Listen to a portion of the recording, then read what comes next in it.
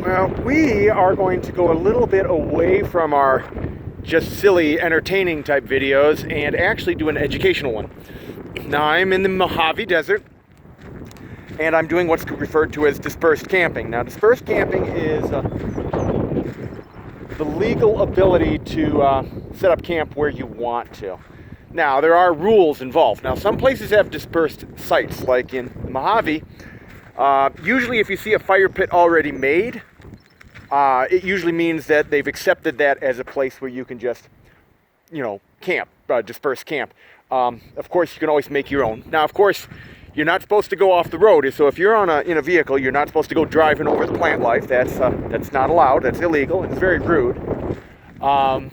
Dispersed camping usually means that you cannot be, unless it's already preset, you cannot be within 100 to 300 feet of a water source or a trail. Of course, there's not too many water sources out here in the desert, but same concept.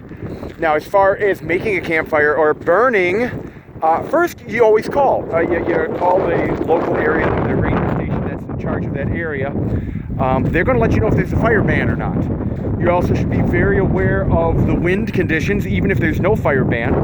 I spent last summer driving through the Northwest and the West Coast, and I would say hundreds and hundreds of miles of smoke. You could look directly at the sun during the day because it was red because of all the wildfires that were burning out there. Most of them caused by the stupidity of campers or weekend warriors or fireworks and stuff like that. Now, as far as burning in the desert, everything's dry. Remember, even if it's alive, it's pretty dry. This is not, when you pick a plant or something you're going to burn, like over here, don't pick something that's alive. Pick something that's dead and already loosened up. Like right here, it's not attached to anything. And I'll tell you what, that stuff burns like paper. So I'm just gathering larger pieces. I'm not going to grab anything that's alive, or even if I think it's dead, it might not be dead. It just means that this is winter time and the green part hasn't come in yet. Like, this kind of looks the same, but those are still alive. Just to get all that little perkly Berkeleys on them, and they'll, don't take those. So we're just kind of wandering around. There's some more dead one over there. So when we're gathering stuff to burn, and like I said, this burned really, really well. This is already detached and loose, so I'm just kind of grabbing it up. Now, usually I'd make a larger trip and use both hands, but I'm holding the phone right now, so I'll bring this back to the campsite. Let's see, what else can I tell you that might be educational? Well, dispersed camping, hiking, wood gathering. Yeah, that's pretty much all I'm going to throw at you today, and I'm going to give you a beautiful view of what's out here. Like I said, this is not one of the. This is more educational than anything else. Just letting you know there are rules. Dispersed camping is awesome. Now, there are places you can disperse camp where you hike in. Obviously, you stay with the water source and trail rule, but you're not bringing your vehicle in. I've done that before too. Obviously, I like my vehicle because it gives me the ability to have the pop-up tent, the annex, the larger 12 by 12 tent, which I don't have set up right now.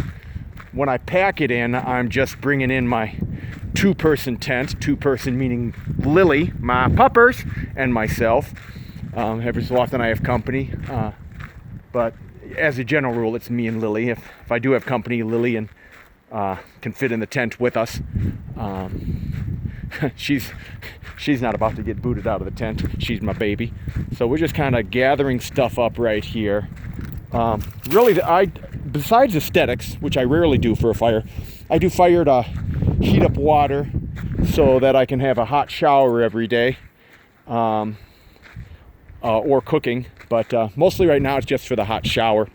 Anyway, I'll give you more information about stuff as it meets my fancy or thinks about it. But this is more the concept of gathering wood in the Mojave Desert, which really, if you want to call it wood, being very mindful and respectful of nature and the rules. Don't just, you get to these places, and this one isn't too bad, but I still find broken glass and trash, just not nearly like some places. It's probably because this is so far out of the way.